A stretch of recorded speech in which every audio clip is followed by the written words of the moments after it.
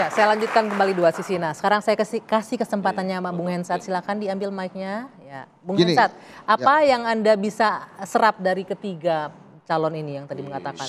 Dari Gladiator, kemudian dari Bandung Utama, kemudian dari Mbak Kade dengan Batu. Oh, di sana bisa kali ya ada yang diserap ya. Dari sana kan konspirasi kemakmuran, kontroversi hati, spesial pakai telur, makin aku cinta kan. Kira-kira gitu ya. Jadi gini, Mbak Anggi, ini disertasi saya nih. Disertasi saya itu tentang momentum politik. Oke. Jadi momentum politik kalau sudah dapat itu elektabilitasnya bisa naik, tapi juga bisa turun. Nah, dalam penelitian saya itu ada variabel mediasi namanya. Jadi variabel apa? Mediasi Oke. di tengah tentang aktivitas media sosial. Nah ini nih kira-kira kalau dapat momentum politik perlu lagi nggak tambahan popularitas baik itu dari media biasa maupun media sosial. Ternyata kalau sudah dapat momentum politik, si aktivitas media sosial ini nggak signifikan untuk meningkatkan elektabilitas. Oke. Jadi artinya ketiga calon kuat kita ini harus bisa memanfaatkan momentum politik. Jadi harus begitu ketemu momentum politiknya, itu harus dipakai supaya untuk menang. Nah momentum politiknya itu datangnya kapan? Ada momentum politik di antara mereka bertiga ini sekarang? Ya mesti dilihat satu-satu, di buku saya ada tuh. Atau di Salim Baskul diajak ngomong. Tapi di dalam buku saya itu ada bagaimana caranya mendapatkan momentum politik. Ini penting sekali. Menciptakan momentum. Menciptakan dan memanfaatkan. Kan sekarang ini para artis sebetulnya momentum politiknya sudah mulai pergi nih pelan-pelan. Ronald Surapraja misalnya. Di ujung-ujung tiba-tiba menjadi cawagup lewat Farhan.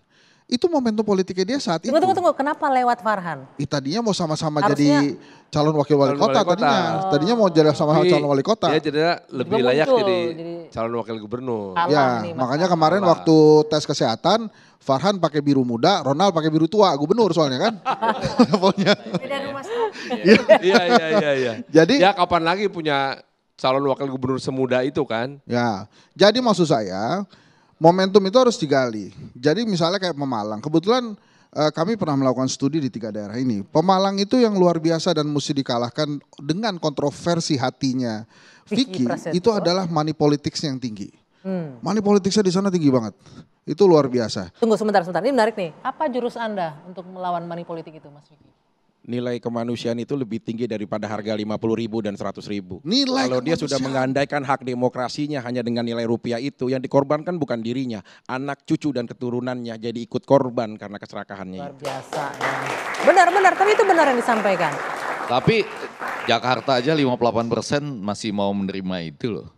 Jakarta saja. Tapi sebetulnya mau balik ke tadi ditanyakan bahwa kualitas dan popularitas. Semua orang akan mengejar popularitas. Tadi momentum katanya. Tapi pada bagian lain, the Applied Theory of Communication itu mengatakan kalau sudah sampai pada bagian itu, maka jadi pertanyaan kualitasnya tidak hanya dari artis saja yang ditanya. Jadi dia berbalik juga dengan menyatakan kenapa kami harus memilih para politikus yang bukan artis gitu.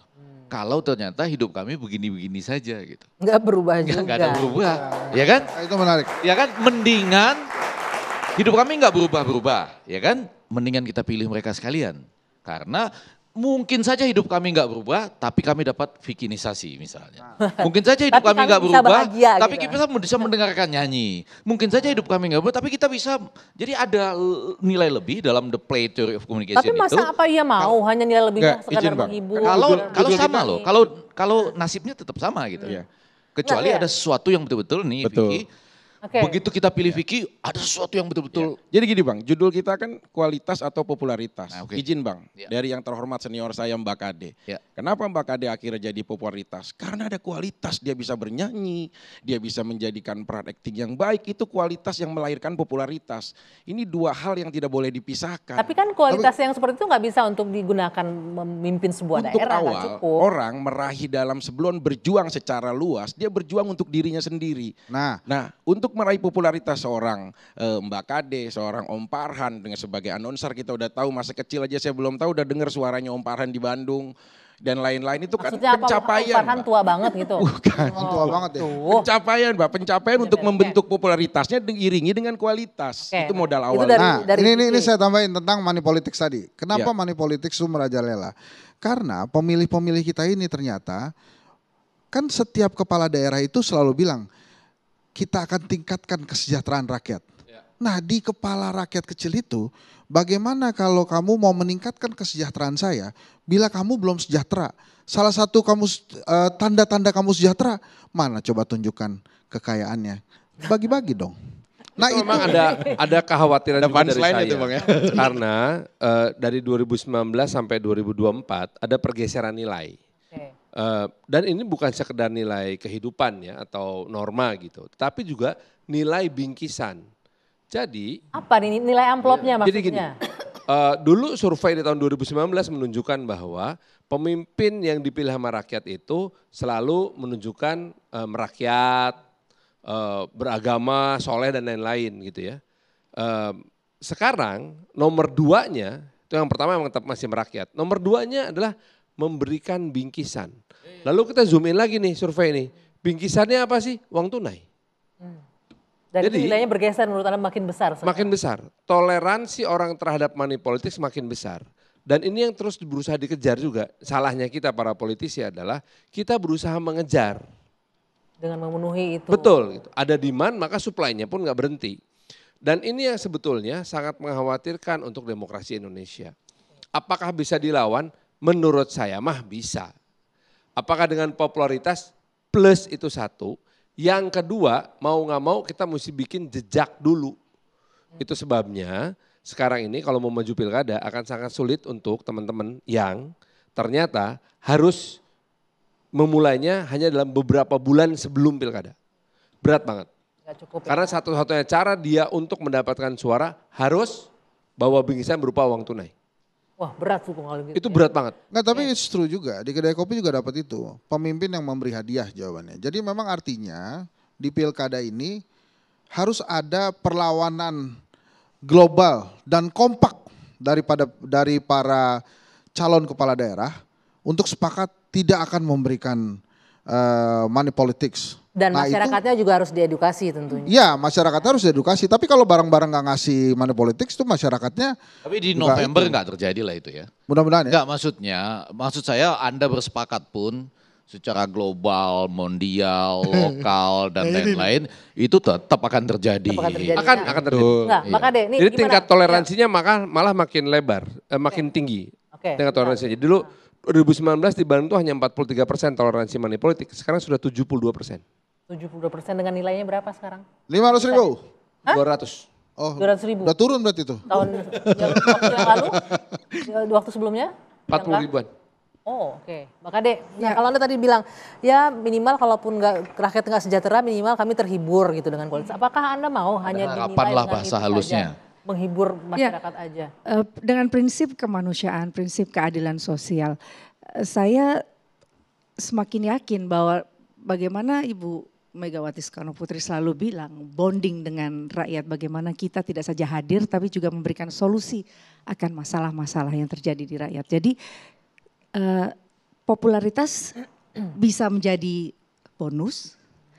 Tapi masyarakat kita juga sekarang udah nggak bodoh bahwa apa artinya visi misi yang ditanya. Artinya mau bikin apa, mau membantu dengan cara seperti apa. Nah yang terjadi dengan saya di 2019, saya nggak keluar uang sepeser pun. Pun di 2024 kemarin. Untuk beli suara ya? Iya. Setuju saya itu.